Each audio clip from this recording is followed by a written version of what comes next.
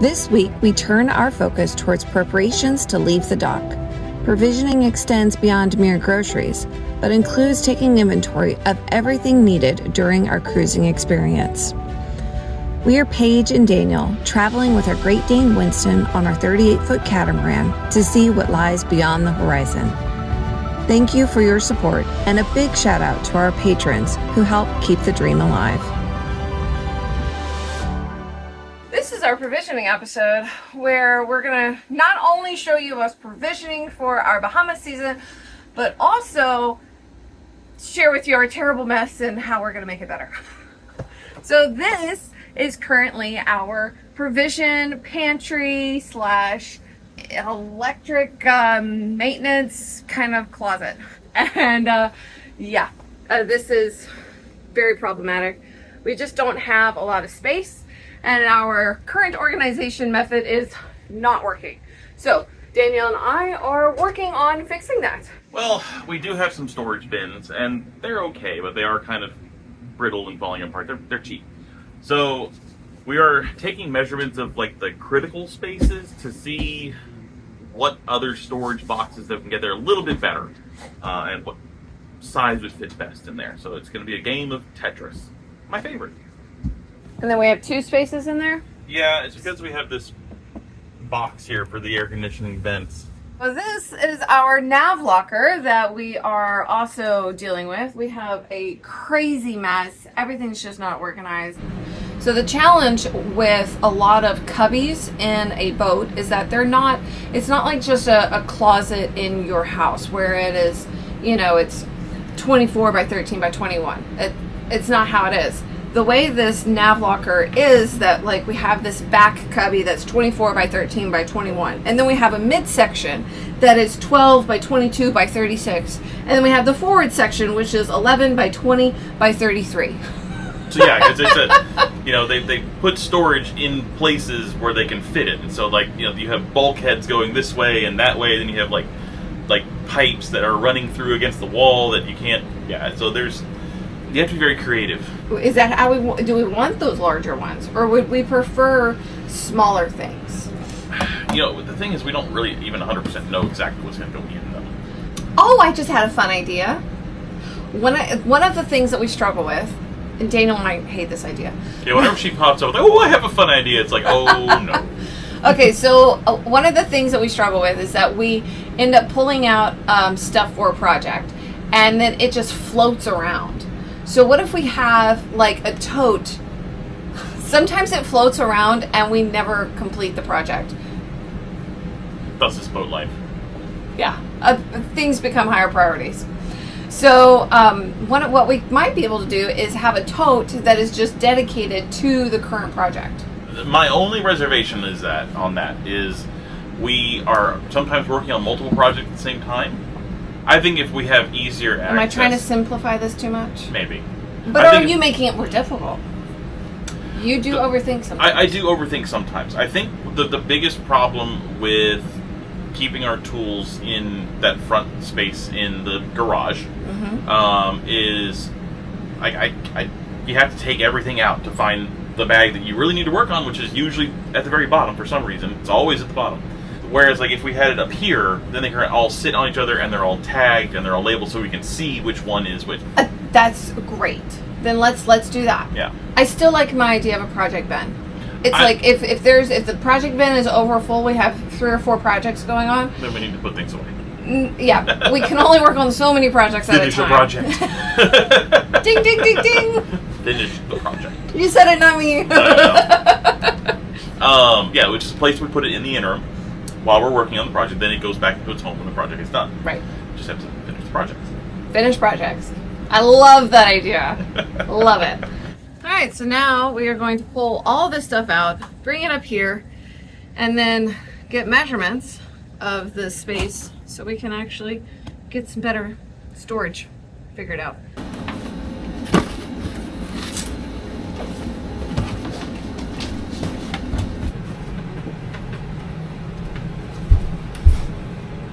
We're moving things around to see if the 15 quart totes will work, and so now we got to move all this stuff out to see if it'll work.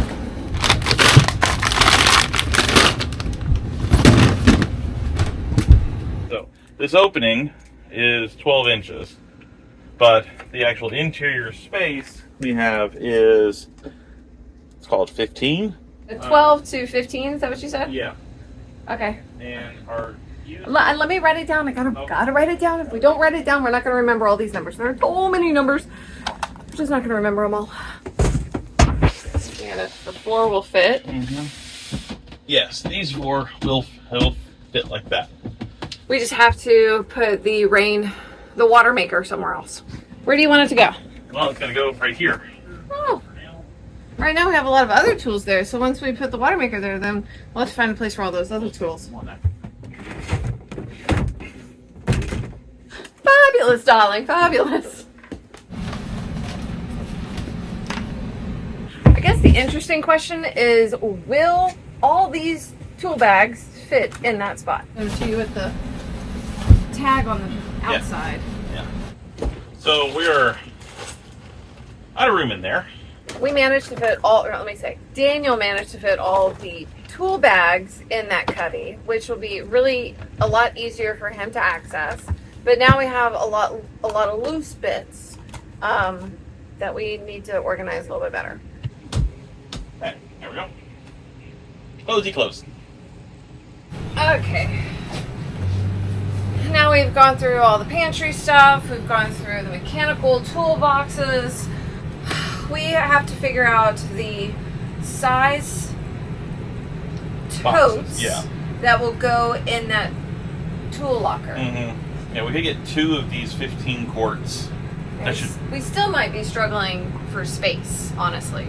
Yeah, because we still have all the stuff that's in the tall bins that we need to pack away. We'll still be struggling for space, but I think there's a lot of extra stuff that we have stored in spaces that we haven't touched in over a year.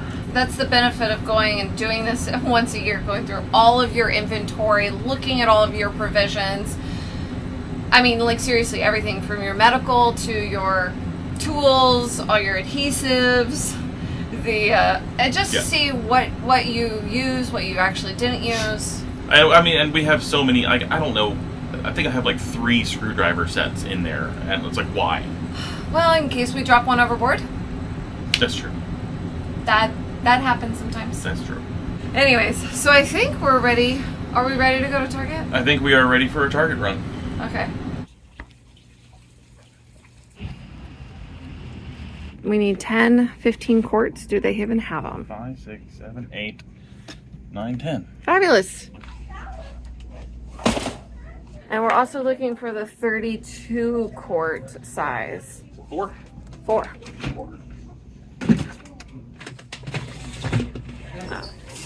Let's go. So we're going to see if these measurements and our predictions panned out.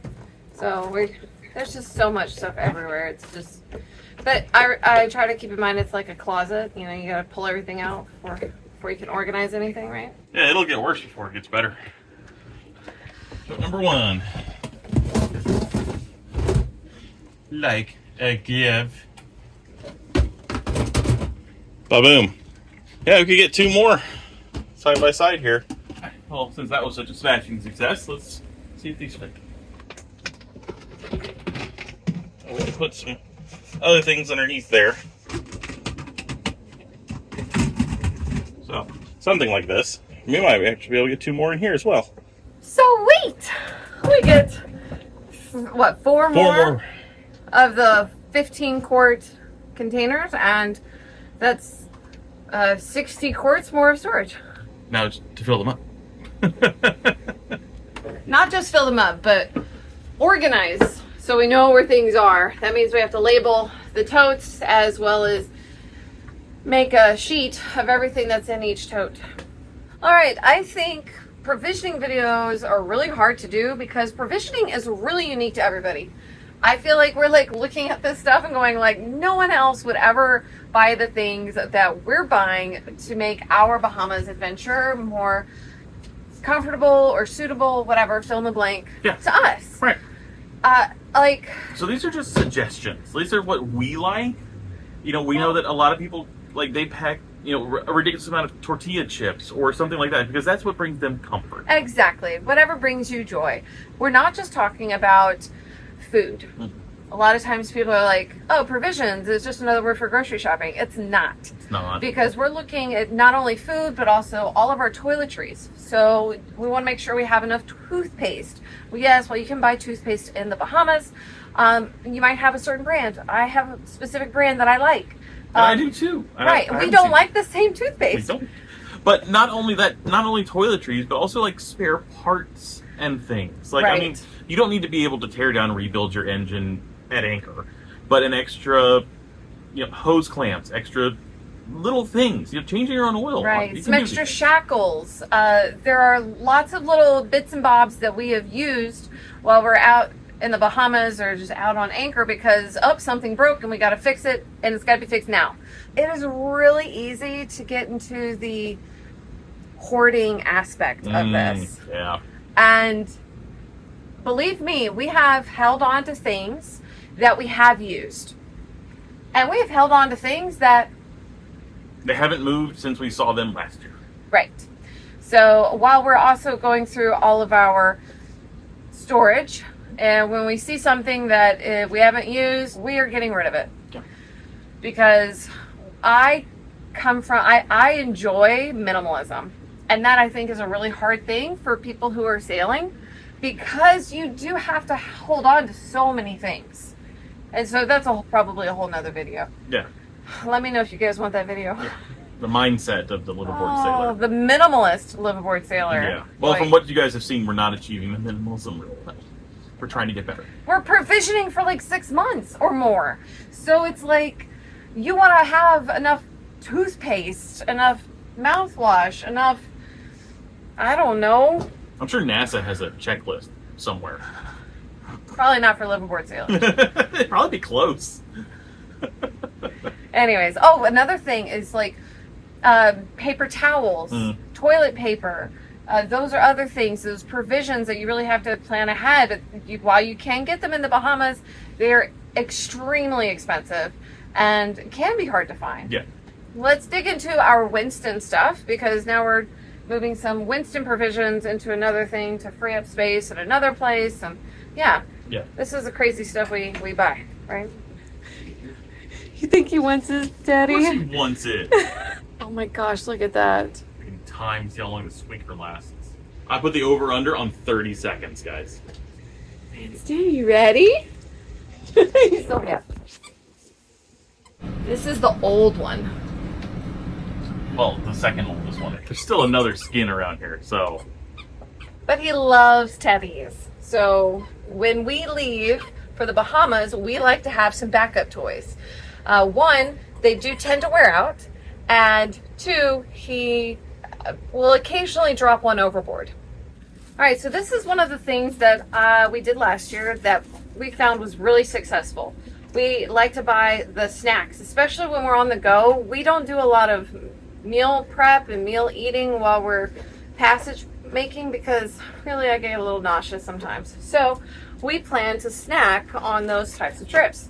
What we'll do is we'll put together a bag of assorted snacks, and then I'm portioning them out so that we have equal amount of snacks all throughout the next 7 months here. We sometimes get into this like mindset that we have to ration, and then you realize by the end of your cruising season that you have all of these provisions left that you didn't eat.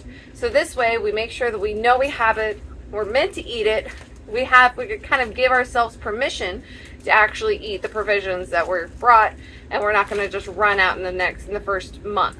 And you can do this with any of your shelf-stable snacks. Paperboard, cardboard stuff can often attract and hold bug eggs. Not to mention, it's also a complete waste of space. We like to have things that make us happy, so some Meyer lemon bars.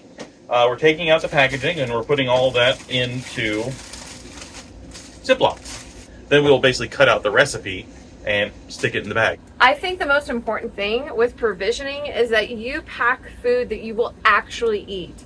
Because sometimes people will pack things like canned vegetables or rice and beans, and you don't eat canned vegetables and you don't normally eat rice and beans. And then when you come out into the Bahamas or anywhere that you're cruising, you're not going to want to eat it. So then you end up finding something else to eat. The biggest tip, I think, is to provision foods you actually enjoy eating. Yeah, I mean, like, write down what you have eaten for the last month, you know, whether it be going out or eating at home, whatever. Just write it down and make your list accordingly. All right, so another thing that we need to do while we're putting all of our storage together for the season is look at expiration dates.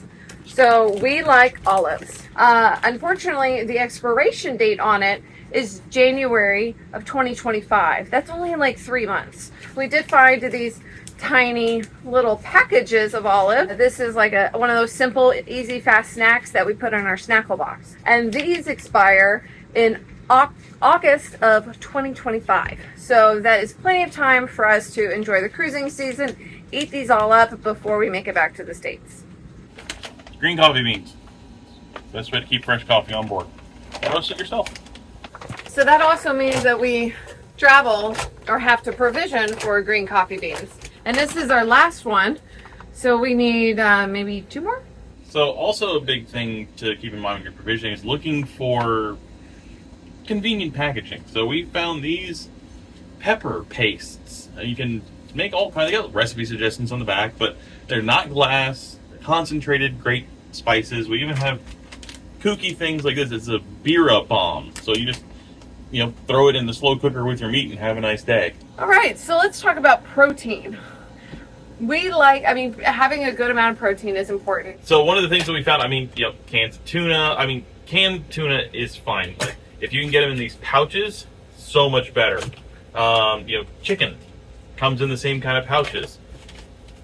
Dry cured meats, these are shelf stable. And we love charcuterie. Another thing that we found,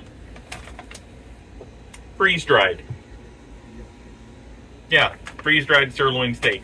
But is it good? And the answer is no. It's not really that tasty. But that's why we order this stuff before we want to actually get going, because we want to be able to test it and see if it's actually going to work for our purposes. We just have an entire box of spares that we've been toting around for over a year. And we're just trying to get them a little more organized. Air cleaners, a whole new water pump if we need one. I don't know who needs to hear this, but this is for you. You do not need 2, 4, 6, 8, 10. You do not need 12 oil filters for 2 engines on a sailboat. You don't need that many. We bought 4, oil filters. So scattered throughout the boat were an additional 8 oil filters. And then we have extra fuel filters, which we didn't buy these. We just didn't know what we had. We hadn't really got a chance to go really through the inventory. So this is a purge, another purge. Well, when we went through our inventory last year, we just purchased the boat, and it was a turnkey operation. So everything came on the boat, and it was really overwhelming to go through all of the nooks and crannies to figure out what we have, and what was good, what was expired. Yeah, so we're still digging through it. Anyone need an impeller? I have lots. And yes, for the service life of the boat and the engines, I'm sure that we will use them. However, we're looking at 6 to 12 months. We don't necessarily need to have all of this.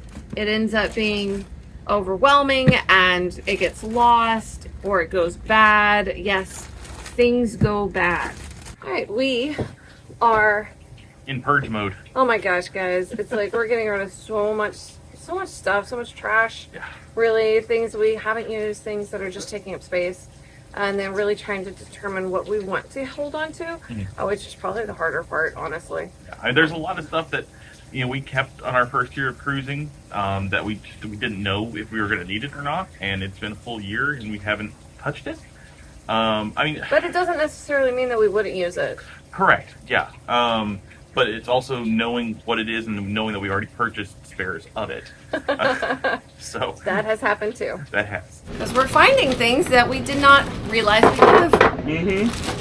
We do have some, this is adhesives. It says fiberglass and epoxy gel coat. We have some epoxy here.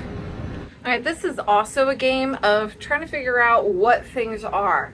When we come across something that we're not really sure what it, we think we might have an idea, but it looks like it goes around a stanchion of some kind. We just take a picture of it, use our Google Lens to see if we can find exactly what it is. Yeah, I mean, it's some kind of clamp. It's missing a piece, I believe. Bar clamps of some kind. Alright, so it looks like we have 1, 2, 3, like 4 sets of screwdrivers.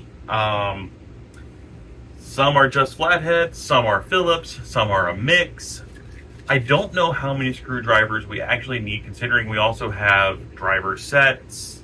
Like, what do we need here? Why do we have so many? On top of that, I think we have every Allen key size known to man. Why? Because we might need them, right? I mean, we have them from this little guy to this, like these guys. I guess it's a scarcity mindset. You don't know what you might need, so get everything, and keep everything, because you never know what you might need. And while some of that is true while living on a boat, you also need to know what you have and where it is. Otherwise, you just buy another set, which might have been what happened, maybe. And these were all in the same bag. Like, I mean, a 1 1/4 inch, knuckle buster, and then that, and then a pipe wrench. Like, there must be something on this boat that is 1 1/4 inch. Otherwise, why would we have it here? And I bet you it's the mast bolt at the gooseneck. Bet you that's what that is. So yeah, especially something like that we don't want to just get rid of because it's expensive and probably hard to find the exact size that we may need. Yeah, I bet you this thing is probably at least 30 or 40 bucks. Finding something like that in the Bahamas or the Caribbean would be astronomically expensive. So I propose that we actually keep this set out. Like, we have a hanging thing in our locker, for like quick access tools. So I propose that we keep this set out, its various sizes and things, and the rest of this can kind of just go away. The thing is that we also live on a boat that's on the water. So if we do drop something overboard, it would really be nice to have a backup somewhere. And I bet you that's why there's so many. Because you buy a backup, and then you buy a backup to the backup, and then you drop one overboard, and then you just buy the whole set again. You buy the whole set again because you didn't realize that you had a backup. That's probably true too. Alright, so while we have everything out and we're looking at it all, we're kind of building our own little quick go-to set. If we need more stuff, then we can dive into the bags, but it's good to have just the everyday tools out. Alright, so this is where we're going to have all of our quick grab everyday items. Basically, if it doesn't fit right here or in our project tote box, then we're gonna have it in the storage. So this is a bag I'm pretty sure is going to be entirely thrown away. Sealants and caulking. So yeah, like even like this packaging is starting to fall apart. Used by 1 of 21. And it's so unfortunate, guys, because sealants, adhesives, this stuff is not cheap when it's purchased, but it's super important that it's not expired. Even things that are close to their expiration date may have already kicked sometimes. It just depends on the environment that it's stored in. This label says specialty tools. Alright, well, sure what we're dealing with here. Wood chisel. Don't know what this is. Google it. Collet wrench. A hook spanner wrench? I have no idea what it's for. The thing is that if it's on the boat, then it's probably been used before, and so it should probably stay on the boat. But basically, it hooks into place and you can turn it while something else, or turn the other thing while this keeps something in place. If you guys know what this is for, please let us know. But we're going to keep it just in case. If you have screws in tight places, it's an itty bitty tiny little screwdriver. Huh. Yeah, so you turn that and turns that. It's the tiniest little cute thing. That's our all lubricants. battery terminal protector, heavy duty silicone, corrosion inhibitor, tape. This is, oh, VHB. Clear VHB. This stuff is the Uber tape. Uber super duper tape. VHB stands for very high bonding, which is really awesome. And it's clear. We have a bunch of black, but this one's clear, so that's pretty cool. So I believe Daniel has gone through all the totes. Yes, I believe so.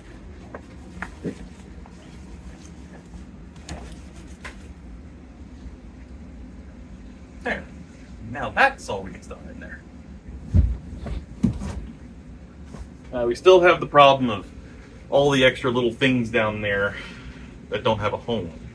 But we do have more totes coming tomorrow, so they'll probably all find a home there.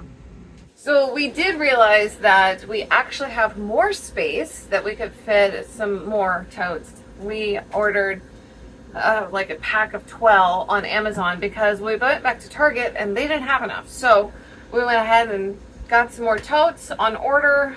Should be here quite soon, and we can find a home for all the other bits and bobs we have floating around the boat.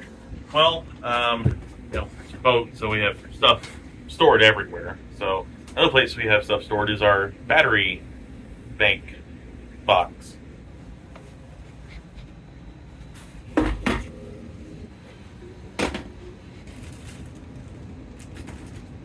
Now we're going through all of our little spare bits and parts, like shackles and doohickers, actually for sailing. There's a lot of stuff in here. There's constructions, like there's like screws and bolts, and there are some sailing bits. There's electronic stuff. Like this is a hodgepodge of everything.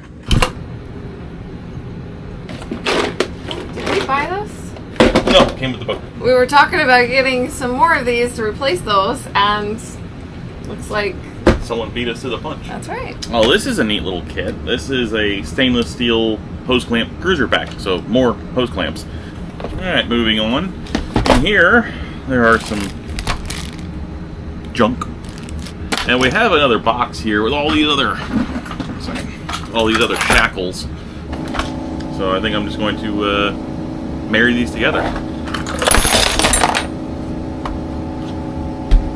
I don't even know where to start trying to organize this stuff. It's a little overwhelming. It's going to take a day just to figure out what all we have. Yeah, but these are... Oh, this is all great stuff. I mean, you know, we got blocks, shackles, ball bearings, you know, locking pins, cotter rings. All right, so managed to consolidate a lot of the stuff into something a little bit more reasonable. I don't think we've lost many boxes, but everything's just kind of where it makes sense for it to be now. So that's improvement.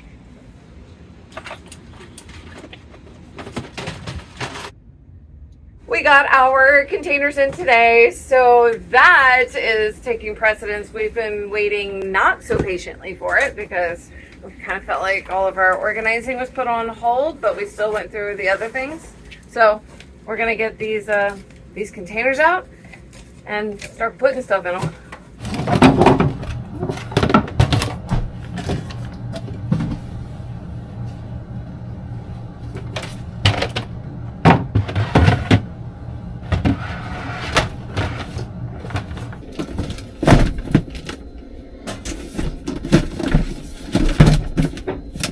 So a couple of things that we picked up are these extra bung holes. They're like spongy bung holes with a nice little mallet. Anyways, we want these to be easily accessible, but even with all the storage. So that's why I'm going to put them right here in the corner. That way we can grab them and we'll know exactly where they are. All right, so we're pretty much cleaned up here in the engine room. The test is whether or not we're going to be able to remove the engine cover with the totes, which are behind you, still hanging out in place. They did this last year, and just got to make sure that it does it again.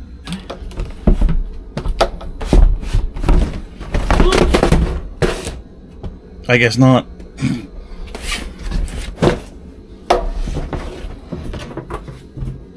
Well, that's how it's supposed to work. But yeah, I mean, they're holding now. Now let's get the cover back on. There we go. Whew. Well, the good thing is we only really have to do that once a day. But now kind of finish cleaning up all the other stuff. Putting things that we found back into the new places where they belong. Oy vey, that is a lot of information. Yeah, there's a lot more to provisioning than just beans and rice in your bilge, and we've really just scratched the surface. So we are going to pick up a few more things to make our Bahama trip just right. And it's raining. And it's raining now, so bye. Go ahead, like and subscribe to join us in our next adventure.